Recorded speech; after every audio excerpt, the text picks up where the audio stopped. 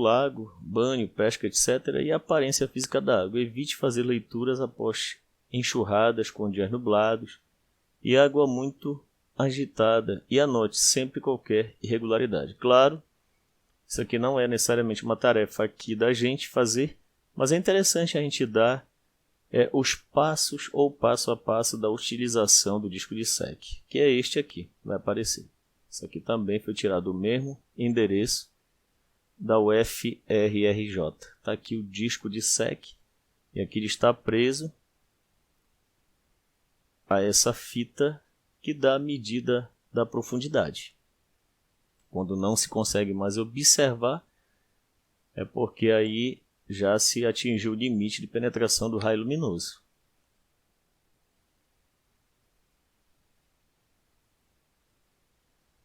Aqui nós vamos falar sobre alguns métodos e unidades da leitura, do disco de SEC. Menor que 20 centímetros, viveiro muito turvo. Se o viveiro, no caso, seria o local de observação. Se o viveiro está turvo devido ao fitoplâncton, haverá problemas com baixa concentração de oxigênio dissolvido, que nós vamos falar, inclusive, com metodologia para se determinar. Quando turbidez for por partículas de solo em suspensão, a rodutividade será baixa. 20 e 30 centímetros, aqui menor que 20. A turbidez está se tornando excessiva. 30 a 45 centímetros. Se a turbidez for devido ao fitoplâncton, o viveiro está em boas condições. 45 a 60. O fitoplâncton está se tornando escasso. Mais de 60, a água está muito clara. Produtividade inadequada e perigo de problemas com plantas daninhas aquáticas. Mas isso aqui é só uma comparação. O slide anterior, na verdade, ele explica muito bem como se utiliza o disco de SEC. Aqui o local de onde foi tirada essa informação. Turbidez ou turvação é uma propriedade física dos fluidos que se traduz na redução da sua transparência devido à presença de materiais em suspensão, que interferem com a passagem da luz do fluido. Turbidez, na verdade, é essa interferência da passagem do raio luminoso provocada por substâncias materiais dissolvidas na água, que, portanto, escurecem a água. Para a água filtrada, a turbidez deve ser preferencialmente menor que 0,2 UNT, unidades nefelométricas de turbidez, ou NT1 em inglês. Também de muita importância é o fato de que o aumento da turbidez pode causar sérios impactos, como a diminuição da capacidade de fotossíntese, aumento da toxicidade e a diminuição da temperatura. Isso aqui é muito importante do ponto de vista biológico. Então, vou citar novamente. Diminuição, aumento da turbidez, diminuição da fotossíntese, aumento de toxicidade e diminuição da temperatura. Apesar de que também a temperatura, quando aumenta, diminui a quantidade de oxigênio. Fiz uma procura, está aqui o endereço, tá, desta figura, não é minha. Aqui um turbidímetro digital portátil de interface USB. Você pode medir facilmente, que aqui coloca-se a amostra de água, que lhe dá o resultado imediato em UNT, unidades nefelométricas de turbidez. E aqui um fator comparativo que eu acho até muito prático quando não se tem isto aqui, que é um pouquinho caro. Aqui um frasco mais claro, que tem 5 NT, 10 NT, 12 NT, vai escurecendo, chegando em 30 NT, quando chega em 50 NT. E aqui até 180 UNT já está muito mais turva, 4000 UNT. A cor aparente. Observe as figuras abaixo esclarecedoras de alguns metros e unidades.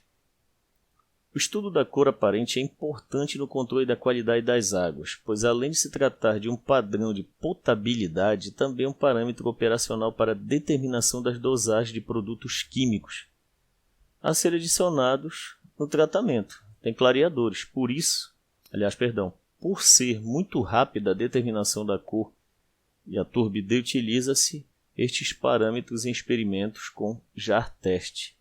Aliás, quero fazer um comentário aqui. Nós utilizamos no laboratório do IFPA Campus Abaetetuba um JAR-teste. Este professor que está falando e o professor que era diretor do campus, o professor Valdinei, nós utilizamos muito o JAR-teste em projetos integradores de turmas do ano de 2019 do curso de Meio Ambiente concluinte. Os principais sólidos orgânicos que reduzem a intensidade da luz alterando a cor são os ácidos úmico e fúlvico dos esgotos sanitários, taninos de curtumes e outros, anilina de indústrias têxteis, a lignina e a celulose de indústrias de papel. Os inorgânicos constituem óxidos de ferro e manganês. Aliás, isso é muito comum aqui na terra que nós encontramos no estado do Pará, que ela é meio avermelhada por conta exatamente desses óxidos de ferro e manganês. E aqui nós vamos apresentar um vídeo que tem 18 segundos, não é um vídeo longo, é um vídeo de duração pequena, mas que mostra a utilização do JAR-teste. Então vamos lá.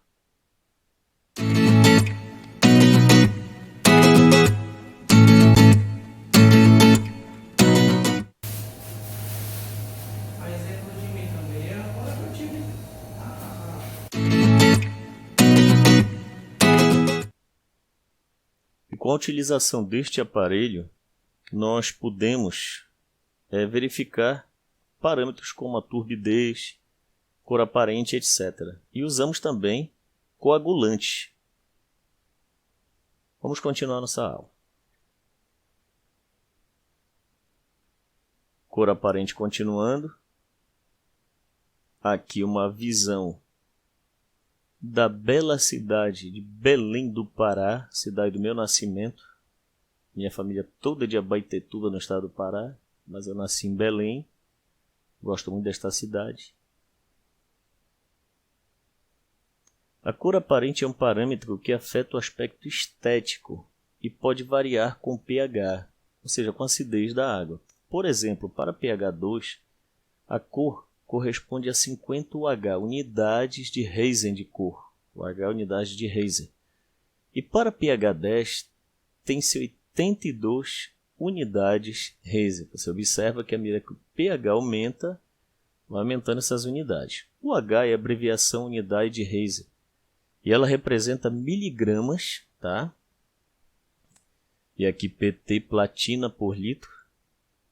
É uma escala padronizada de avaliação da cor da água, especificamente concebida para detectar os tons de amarelo típicos de efluentes urbanos e de águas contendo matéria orgânica, e extensivamente usada para medir a cor de água, óleos claros, produtos químicos e petroquímicos, tais como glicerina, solventes e destilados de petróleo. Então a unidade aqui é o Heysen. Para nós não é tão interessante isto aqui, tá? Não é muito interessante. Eu faço questão de comentar que aqui tem um fator químico, à medida que aumenta esse fator químico, o pH, ou seja, vai ficando mais básico, o fator unitário vai aumentando, né? O que vai provocando maior turbidez. E essa água nossa aqui da Baía do Guajará, ela é extremamente turva e escura. A temperatura. Olha, uma das coisas assim mais incríveis quando a gente fala de temperatura é a questão da destruição, ainda que não rápida, mas muito efetiva, dos corais no oceano, da barreira de corais, principalmente na Austrália, que alguns dizem que é observado até do espaço. A temperatura influencia bastante nas propriedades da água, tais como a viscosidade. Isso é incrível. E só um comentário aqui dos meus bons tempos de fenômeno de transporte no curso de Engenharia Química. Lembrar que eu não concluí este curso, eu sou licenciado em Química.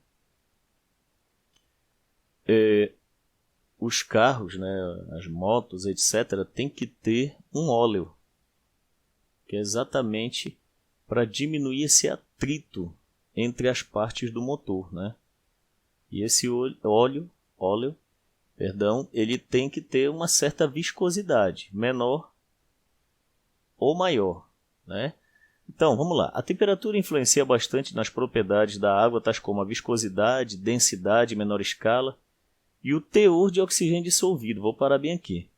Uma água mais fria tem mais oxigênio do que uma água quente, além de diminuir a solubilidade de gases, o que causa mortandade de peixes. Também aumenta a taxa de reações químicas, ou seja, quanto mais a temperatura aumenta, maior a taxa de reações químicas e biológicas, promovendo a produção de metano. Esse gás aqui é terrível para o efeito estufa. Gás sulfídrico, que é aquele cheiro de ovo podre, literalmente, e gás amoníaco. Quem nunca sentiu um cheiro de amoníaco? Ele é sufocante. E também contribui bastante para a formação da amônia tóxica, que nós vamos fazer um teste. Também apresentando numa das nossas videoaulas de Química Ambiental. Com isso aqui nós terminamos. Não vou apresentar nenhum exercício desta atividade, esta aula, videoaula. Aqui as nossas tabelas periódicas. Isso aqui é mais, na verdade, para conhecimento de algumas características físicas da água. Mas o que eu tenho mais interesse, particularmente, são as físico-químicas. Nossas tabelas periódicas, nossa bibliografia e os nossos sinceros agradecimentos a Deus e a todos que participam deste trabalho maravilhoso que é educar. Eu espero que as aulas de Química Ambiental venham a contribuir principalmente naquilo que ela é melhor, como agente esclarecedor das problemáticas ambientais e dos perigos que nós corremos como seres humanos e os animais, a flora, a fauna, portanto, que se encontram neste planeta chamado Terra. Bom, até breve e muito obrigado.